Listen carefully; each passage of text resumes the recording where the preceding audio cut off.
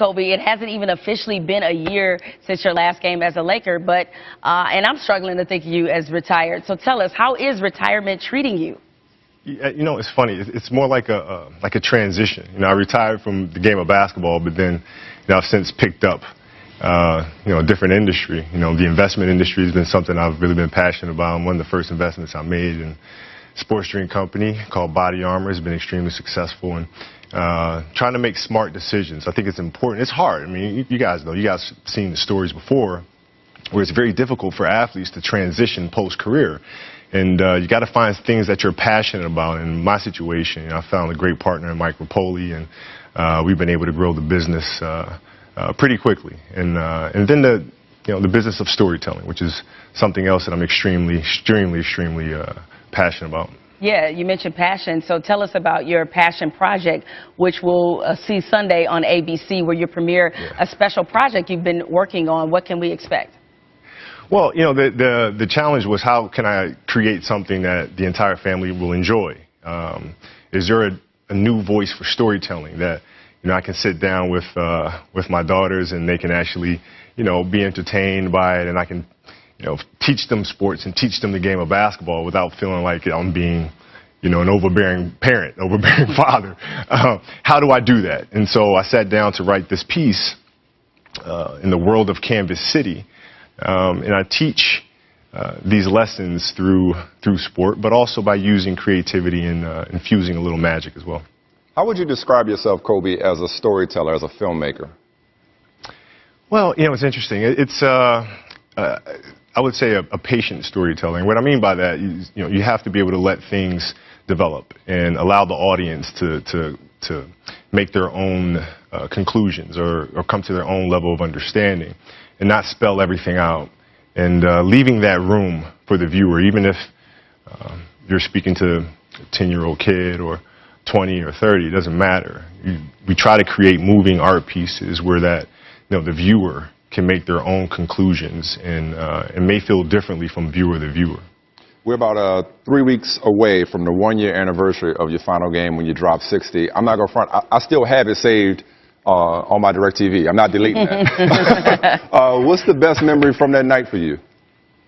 Having my family there, and you know, I have 2 daughters, and you know, having Bianca Bella in the belly. But you know, our girls had never seen me perform at that level. You know, when I was doing that stuff, you know, they were so little, too small to remember. So it felt good for them to actually be there, to actually say, you know, my dad was a pretty good basketball player. It wasn't just, you know, just myth.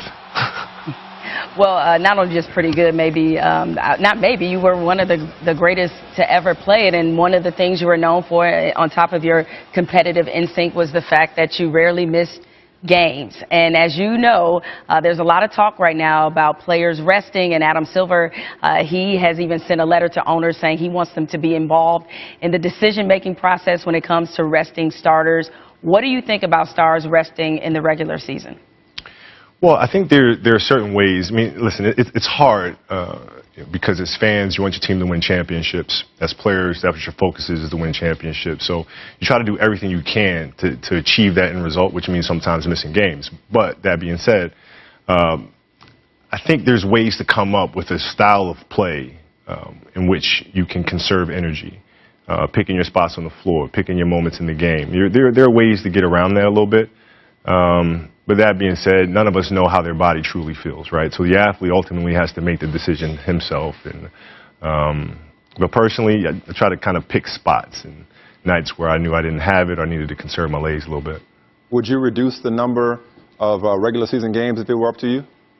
Well, I mean, that's certainly an option, right? I think it's a viable option. You know, the biggest issue that we all have, I think, with missing games is that, you know, what about the mother who brings her daughter or the father who brings his son and so forth to the game, who have saved up and have been looking forward to this night, you know, all season long, and they show up there and their favorite players aren't performing. You know, that as athletes you just feel absolutely horrible about. So if you're reducing the schedule and players are able to be there every single night, then you minimize the opportunity of that disappointment happening. You talked about earlier about that transition for an athlete like yourself into, quote, civilian life, and you found your particular passion projects, but it seems like your old team, the Lakers, that they would like to drag you back into basketball. Magic Johnson, he was on our show, and he said that whatever you want to do, he has a role for you. And, of course, new general manager Rob Pelinka, your former agent, he sort of echoed those same things. So if might you take a role with the Lakers? Listen, I'm always a phone call away. I mean, Rob he's been a close family friend forever, and so, you know, our relationship is supreme. So I'm always a phone call away. For Magic as well. I mean, I'm always around. In terms of being there every day, that's just not for me. You know, I love writing, I love directing, I love creating, I love building. I mean, that's the imaginative space is the space that I'm 100% locked in on. So, but I'm always a phone call away. How does somebody who was so obsessed with basketball and the process of basketball, you talked about the transition, that's been the theme of this conversation, divorce himself from that and be so immersed in this creative process? There's not a part of you that just wants to have something to do with basketball on a regular basis? You know, it's crazy.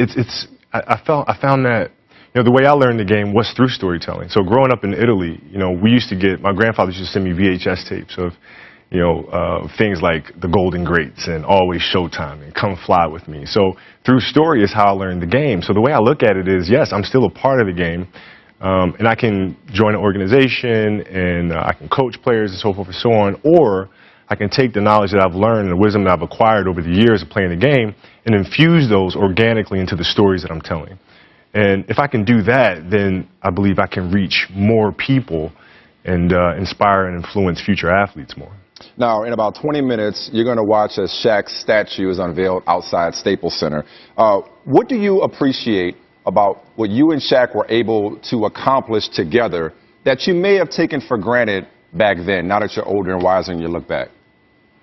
Well, I mean, it's tough to say. I mean, it's, you know, I think in hindsight, we both would have been more patient with each other and, you know, allow the dust to settle. You know, what happens, particularly with young players, is when you're in the market and things aren't going well, what happens is the blame starts setting in and people want reasons for why aren't you guys playing well, and you try to give answers, you try to tiptoe, and then things just kind of snowball one into the other. So I think looking back, we both would have been much more mature about the situation.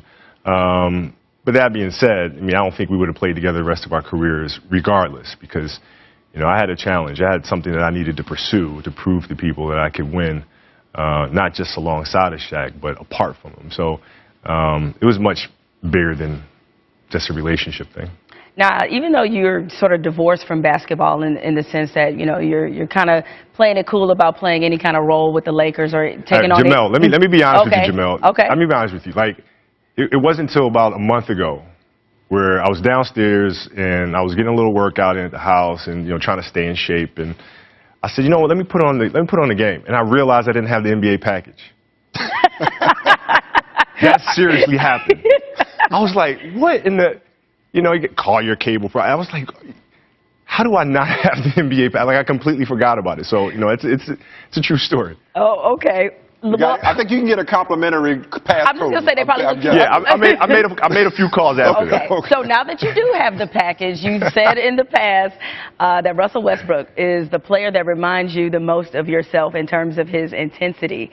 Do you see him, or rather, I'll just cut to the chase. Is he your MVP pick for this year? No, how can you not be? I mean, you know, is this the first time where we can literally just split the votes down the middle? I mean, James Harden and Russell Westbrook, they're both having historical seasons, right? And what I try to look at as a viewer is why are they having historical seasons? Where's that coming from? Where's the motivation coming from? You know, when Russ and I worked out this summer, you know, we said time, told him the gym, 6 o'clock. And I got to the gym at 6 o'clock. He's been there since 5 a.m., right? So he was locked in, and this is early in the summer. Right, so the way the season ended for him last year, and James as well, I mean, the way the season ended, they both just locked in and said, okay, this summer I am obsessive about my training, absolutely obsessive about it, and this is all I'm